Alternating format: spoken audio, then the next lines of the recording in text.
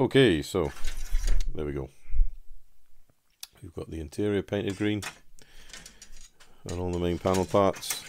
We set them to one side. We've got wheel wells painted on both wings, and we've got all the wheel wells, Bombay doors, everything's painted that needs to be painted for primer coat, which is good.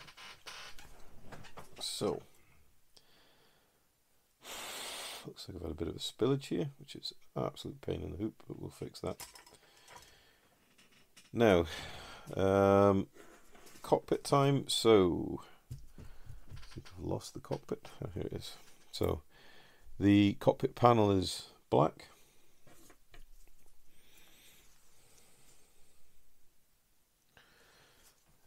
Just get the instructions.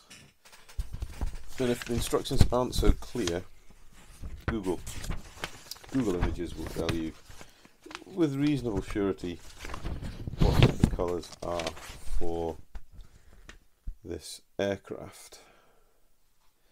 So they're saying G for the most main colour, which is interior green. We've done that. The cushions are J, which is olive drab. Okay, I thought they were a leather colour. And then we've got A and D, so we've got aluminium and flat white for the seat belts. The centre console between the seats is flat black, and the instrument panel and tops of handles are flat black. So that's given us something to go on. Now for black paint, I've got it to hand, I do. For black paint, brush painting, I wholeheartedly recommend you look into Revell Aquacolor. It is a true acrylic in the fact that it will thin with water. It goes down beautifully well. It's very, very robust once it's on. So, but it also thins quite nicely with X20A. So I'll grab my little detail brush, or a smaller brush anyway. So I've got a Graduate from Dale or Rowney, round number 1. So if I can move this into the film or the frame. There we go, it's going to focus on that. So what we need to do, grab some paint and then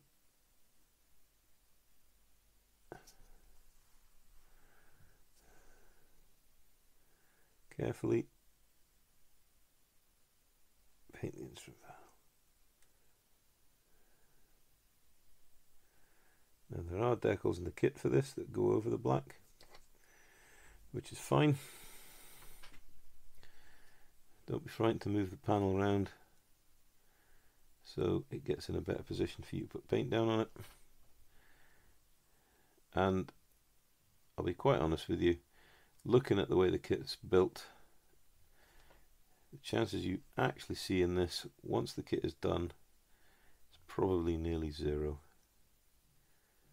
However, there's no harm in giving it your best, trying to produce some good work in getting the panel painted up.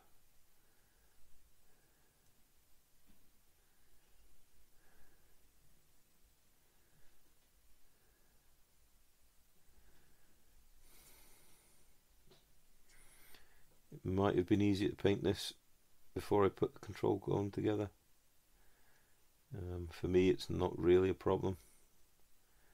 If you're new to the modelling, then you might want to do it separately, just until you reach a point where you're quite confident with your brushwork in avoiding overpainting. If you do overpaint, simply touch it up with the cockpit green.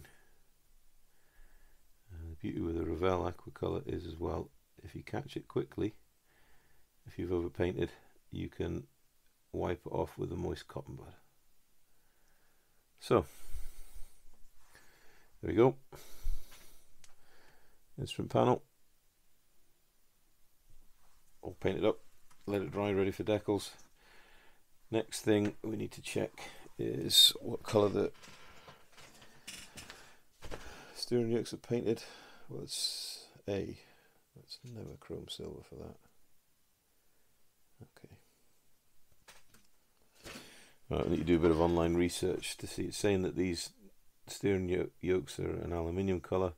Got to paint this black here, this piece black here, and then we've got khaki, or I'm assuming leather here, and then the straps in. So I'm gonna quickly paint this off camera. I'm gonna do a little bit of research online to see what colour these steering yokes are, and then we'll come back once I have got those painted.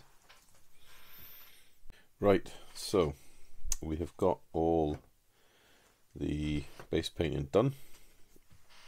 So this, we've got the seat covers, harnesses. If you can see that, we've done a little bit of dry brushing as well to bring out the details. Same on here. And we've painted the reduction gearbox on the engine the necessary light grey colour. So how are we going to make this detail pop out? Well, we're going to use the airbrush again, something different. You'll see wargamers do this. I'm going to use Citadel. You've got a choice between, if you want a dark grimy finish, you've got non-oil, or if you just want to sort of put some shading in, then there's Agrax Earthshade. They also do a sepia colour, but that's a little lighter, and I fancy going a little bit darker to bring out these low lights. Now, low lights or shadows, should I say. In the airbrush, and then hopefully you can see this if I actually zoom in a little. There we go. Move these out of the way so it doesn't have any to focus on the background. So you can see this, and all I need to do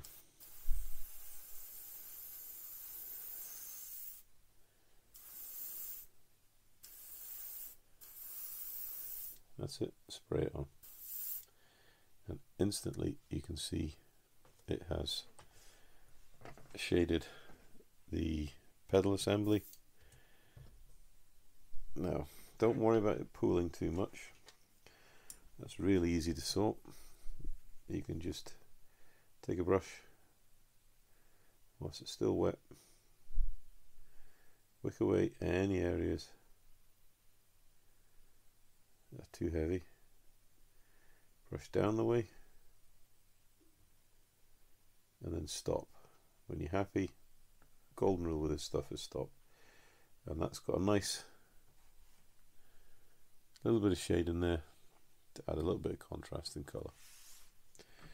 Right, so same again for the cockpit. I'm just going to put my tweezers on because I don't particularly want shaded fingers. So same again, we just want to hold the brush back and then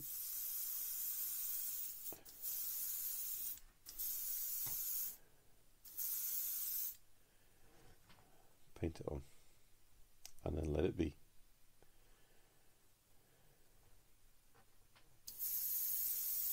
If you think you need a bit more, and it will go darker, it will dry lighter. Making sure we get the seat bases. And again, if we think in certain parts there's a little too much, just come in with a brush.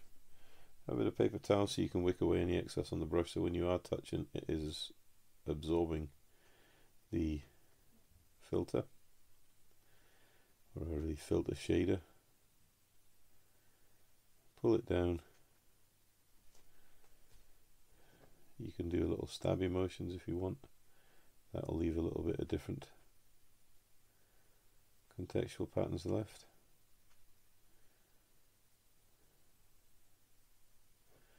The whole idea is just to get that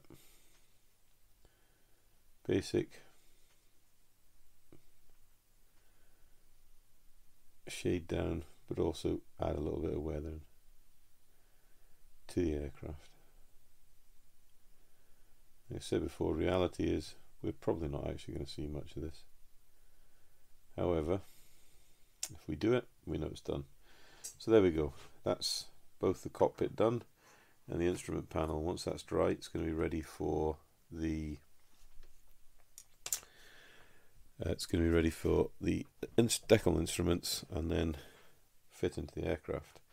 Right, engines, same thing.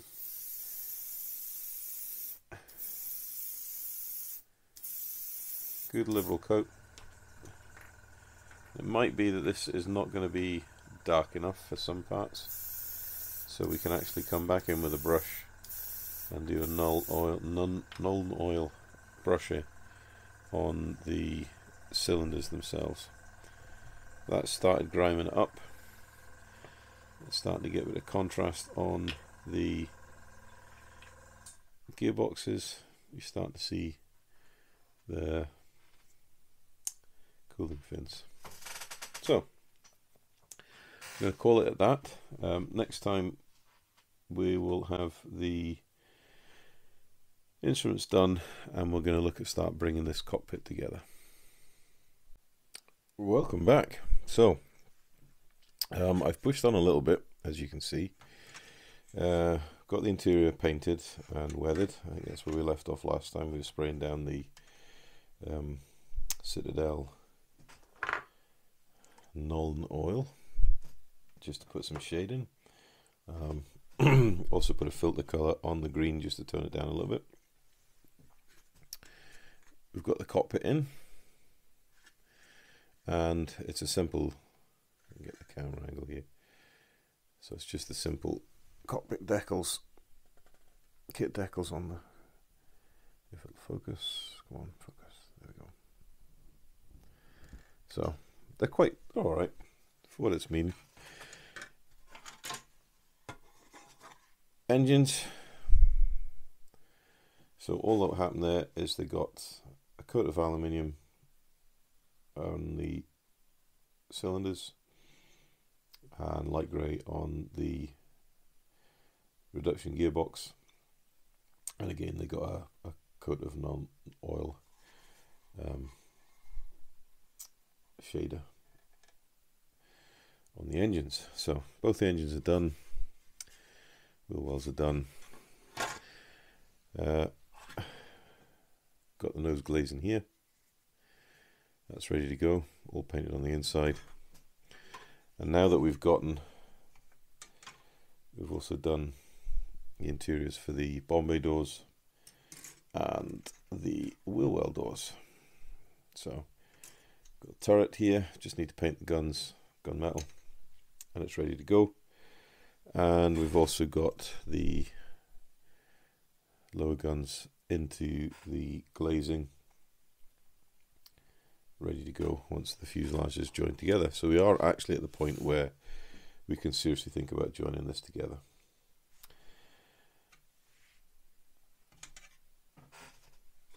Obviously we've got the tail plane ready to go. That's all been sanded before we get to join it together. Did that a little while ago. So it is ready to fit. And I've done a bit of test fit and a little bit of cleaning up, so that's a really good tight fit. What I need to do is just take a sanding sponge lightly and just clean off these mating edges so there is no paint on them. So for this I'm using a medium sanding stick, and then we'll just gently file away, being careful on this side obviously not to take off the location pins.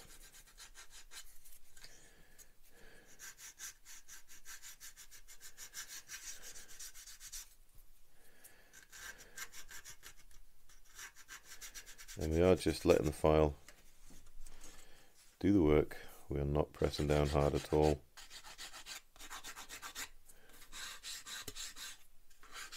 Because we don't really want to take any plastic off. We just want to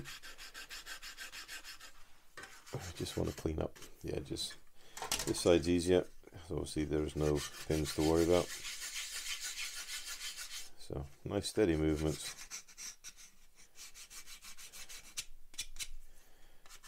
And again, we're not even looking to get all of it off, we just want to clean the bulk of it off, so we're going to get a good purchase of the glue. Right, quick blowout. Let's go for a test fit. So main wing spar fits over, and it all fits together really rather nicely. Now I think I'm going to use Revell contactor on the main seams, the long ones. Around here I'll use a bit of liquid cement so capillary action will get it flowing, but I'm happy enough that I think Revell contactor will be a good strong bond. So if you give me just a couple of seconds, I'll get some out and we'll get glue in. Right, so we've got Revell contactor here. And what I'm going to do, again, same with the wings, we just want to wait for it to flow naturally. It will naturally flow out of the tube. You don't need to put much pressure on it.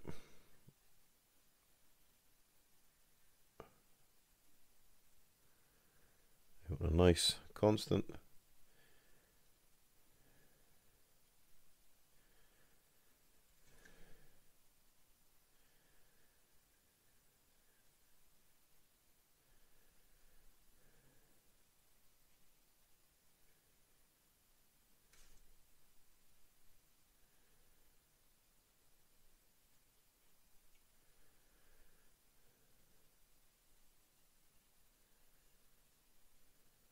There we go.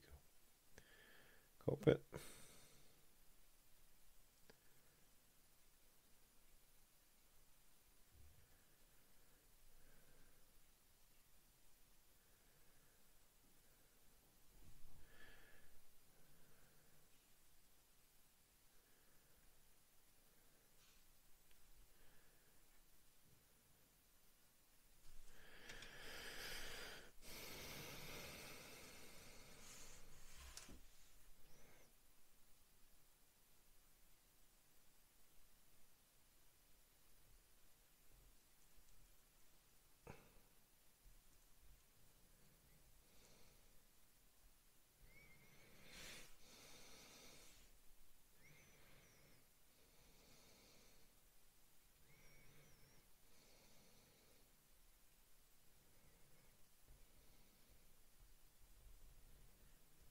Right. So glue on. Now being very, very careful. So we don't want to get any glue anywhere near the glazings. So wing spar in, and then line up the parts, and they fit together beautifully.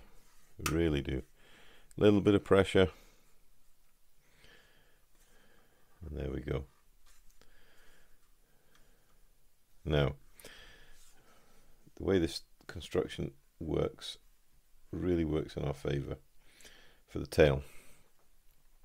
I'll just put some contactor here and here, and we could just put a blob down the middle, keeping it away from the edges so it doesn't squeeze out everywhere, and this piece just sits straight in,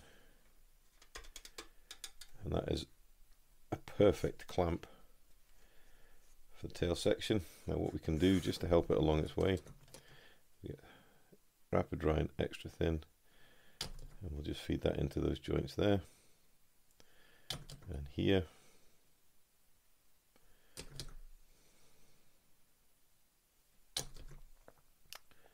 And we can just paint it over the main seam. And what I found is doing that, then it seems to react really well with the contactor and helps it cure up. Plus, see here there's a little spot that helps just dissolve the glue, makes it a little bit easier for the cleanup. Right, the glazing we're just going to try and stay well clear of because we don't want to fog it up.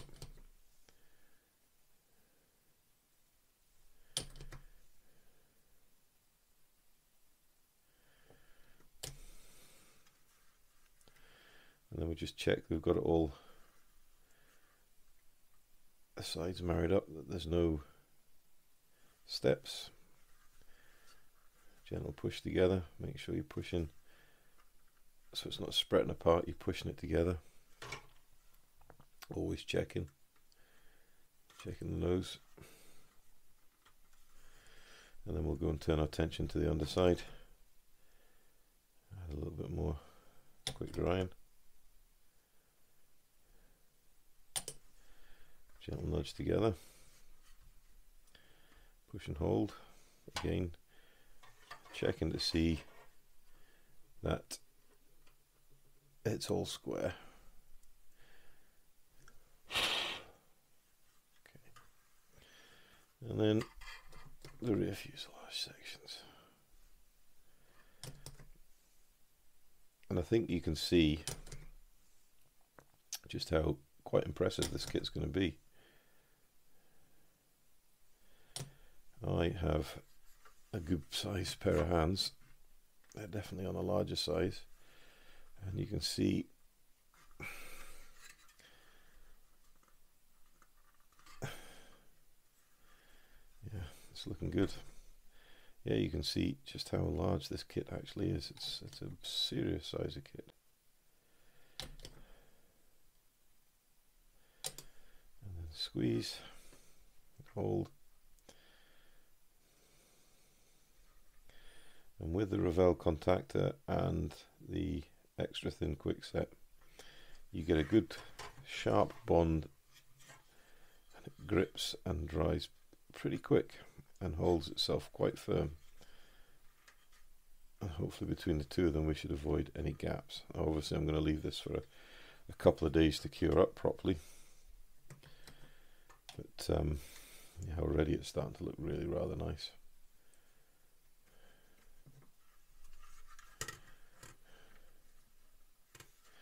Right, next thing is the wings.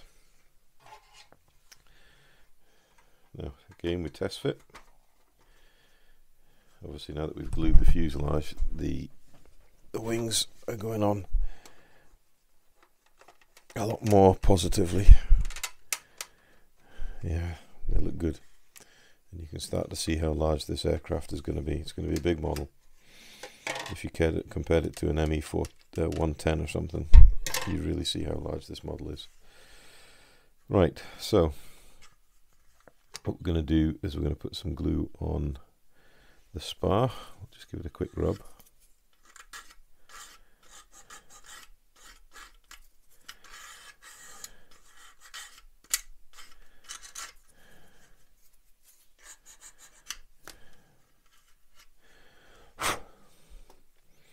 So we want to glue in the middle.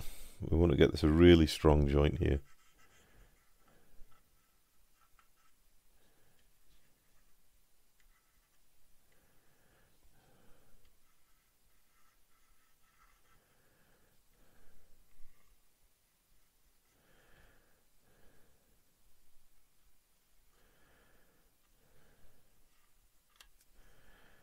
Just avoid it, any areas that are gonna,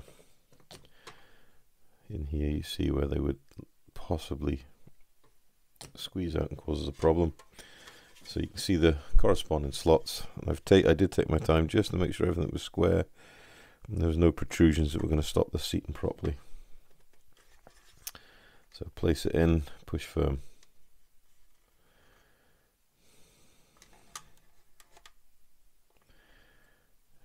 And that's a very positive fit.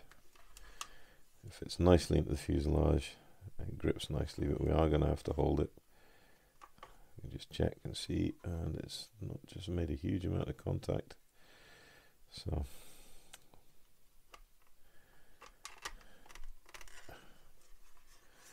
what we can do is we can put some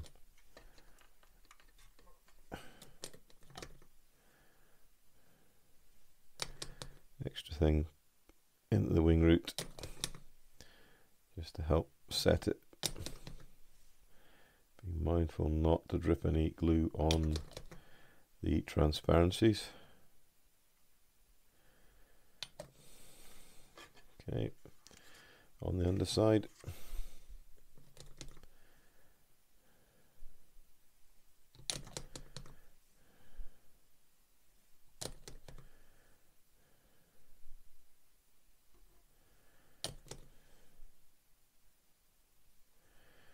There we go. I'm just going to push and hold that for a little moment.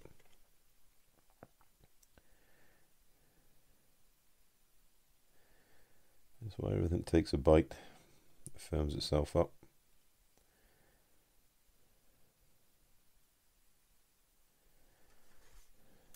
That's good.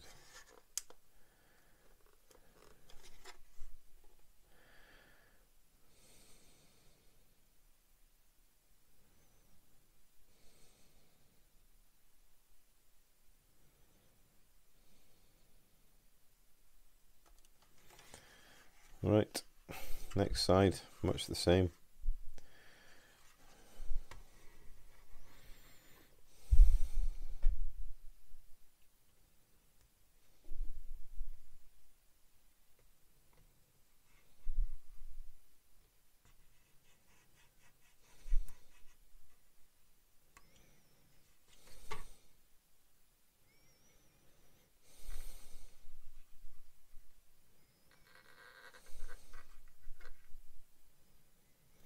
Right.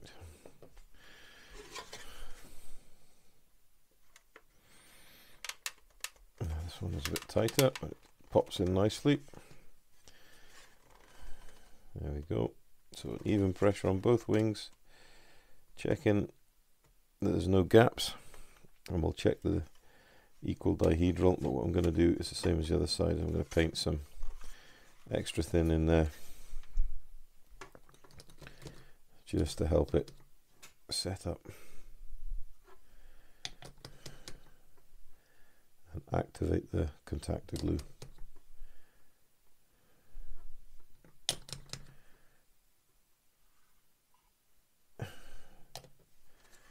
And on the underside.